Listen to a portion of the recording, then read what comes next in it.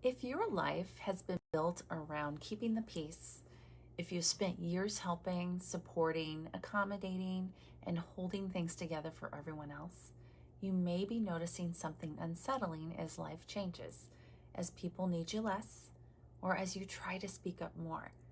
You're left wondering, who am I really? Why do I feel guilty for wanting more? Why does prioritizing myself feel so uncomfortable, even selfish?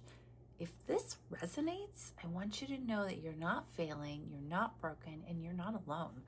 Many of the women I support are navigating this exact season, often quietly, long before they ever reach out. For many years, you may have been the steady one, the emotional support system, the one who noticed everyone else's needs and adjusted yourself to keep things normal. Maybe you learned that speaking up led to guilt, and making others comfortable kept the peace. Putting yourself last felt safer than disappointing someone. So you maladapted, you overfunctioned, you fawned, you second guessed yourself, you stayed quiet when something didn't feel right. Right? It's not because you were weak, but because you were deeply caring. Your sensitivity, your empathy, and emotional awareness have never been flaws. They were survival skills. Okay, but over time, that constant giving can lead to burnout, resentment, and a quiet loss of self. Now something's changing. You may feel disconnected from your partner, not because anything went wrong, but because years of caretaking shifted the dynamic. You've changed, they've changed, and now you're asking, okay, how do we reconnect from this new place? You may also be navigating relationships with older children, learning how to love without overfunctioning, and redefining your role when you're no longer needed the same way. Again, this is not failure. This is transition. Or maybe you've always worked, but something feels misaligned now. Possibly your primary role was raising a family, and now the quiet feels disorienting. You might find yourself asking, what do I want next? And can I trust myself to make decisions? Who am I when I'm not needed? Well, when your identity has been built around helping others, these questions can feel very scary. But they're not selfish questions, they're human questions. And they're a sign that your identity isn't lost. It's ready to be discovered. As you begin to reclaim your voice, what you need right now isn't pressure or fixing or forcing everyone around you to change. It's permission to turn inward gently. Because for so long, you've denied taking time to connect with your own needs or make yourself a priority. So let's try something. I'd like to take you through a couple of exercises that connect breath with visualization to bring about happy emotions. Okay? So if you can just make sure you are in a comfortable, quiet setting where you can relax and focus, that will be helpful in these next few moments. Now, if you feel comfortable, please close your eyes. And if that's not comfortable to you, you can just soften your gaze toward the floor or a place on the wall. I'm going to count to 4 while you inhale slowly through your nose, and then I'll count to 6 while you slowly exhale out your nose. Okay? So we are going to inhale here for 1, 2, 3, 4, and exhale slowly for 1, 2, 3, 4, 5, 6. Great. Now you can return to your normal breath, keeping your eyes closed or fixed on the wall. Notice the cool air enter your nostrils and the warmer air exit your nostrils. Just notice that for a few breaths.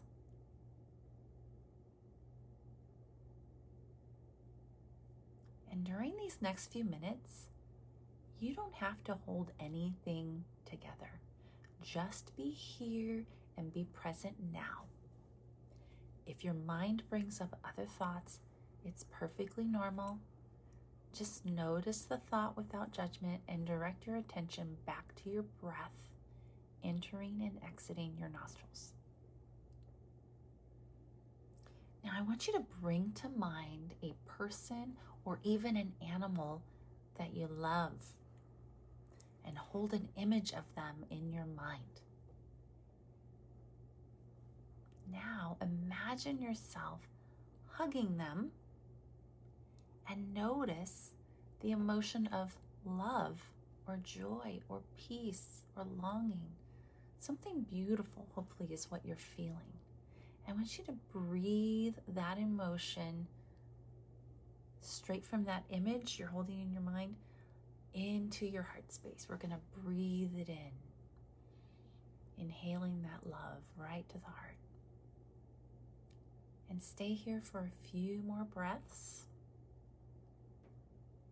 Silently tell yourself, I can connect with this person or my loving animal anytime I need a boost of positive emotion.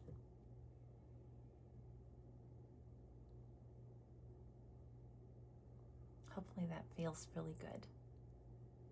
And now, keeping your eyes closed or fixed, I want you to imagine a place where you feel calm or at ease. Now, this could be a body of water, a mountain escape, a part of your home, or a sacred place that has meaning for you. Just picture yourself fully there. And in your mind, look around and notice your surroundings. If you're indoors, notice the lighting, the mood of the space. If you're outdoors, notice if it's day or night. What is the temperature of the air? What does the sky look like?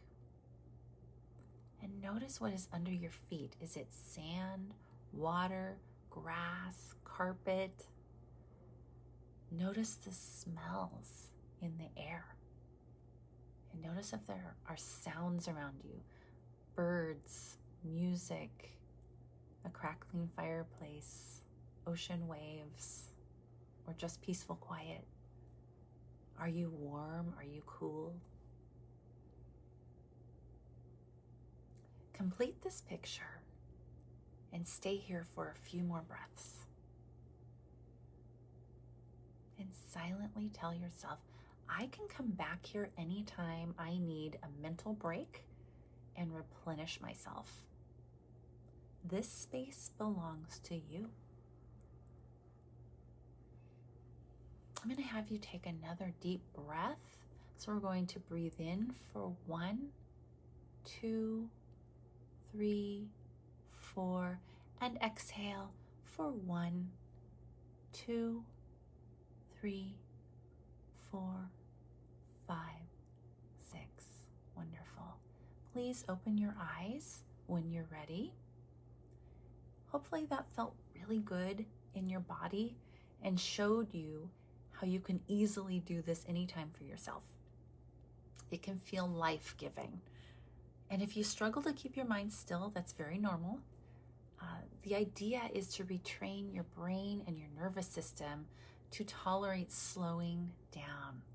If you can practice this often, it will get easier. Next, I would like you to grab something to write on, a piece of paper, an iPad, anything you have to write on. And then number 1 through 10. And when you're ready, let's start writing down your very own top 10 ways to show yourself love. I'm going to go ahead and share my top 5, which may look very different from yours, but this is to give you an idea. Okay, my number 1 is exercise. I walk in the morning to get fresh air and sunshine and movement. And even in the rain, I can walk at a local mall. So physical activity always starts my day off right. That's my first one. My second one, it has to do with what I eat. So eating food that feels good for my body and that I enjoy is a big part of loving myself. And part of this is also noticing what my body needs. Am I hungry or am I just bored? And yes, this does include a little coffee treat here and there. Okay, my third one would have to be around sleep. Sleep routine is very important for us. So I have a bedtime routine that includes magnesium glycinate for extra additional sleep support. Sometimes I'll do a brain dump where I write a to-do list of anything's on my brain. Might not be just to-dos, but just whatever I'm thinking about, so I can relieve my mind from cycling. And I also sleep with an eye mask to keep out any ambient light that could wake me up.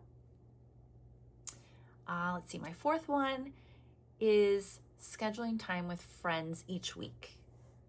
I at least plan to see or talk with one friend each week, and that is powerful.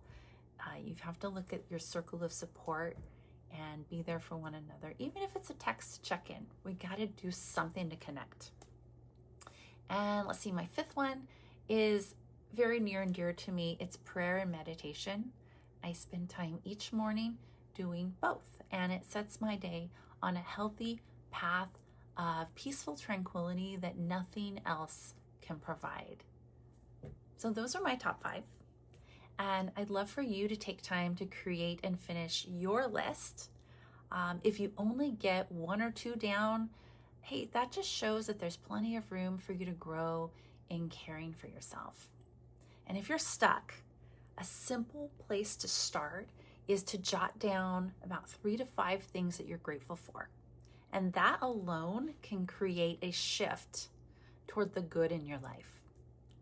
Okay, over time, claiming gratitude can be extremely helpful with depressive symptoms and overall mental health.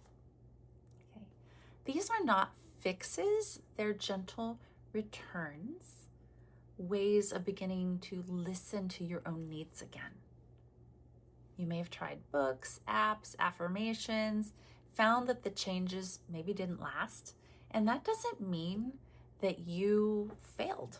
It means that the patterns you're navigating developed over years within relationships and systems.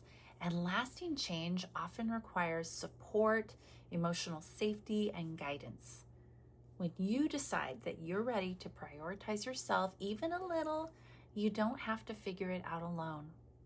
If something in this video resonated, if you felt seen, if you felt recognized, or even felt a whisper of relief, I invite you to a brief consultation. There's no pressure, no obligation, just a supportive conversation to talk about what you're navigating and explore whether therapy could help you feel more grounded. Hopefully, you will click on that link and we will get to connect soon.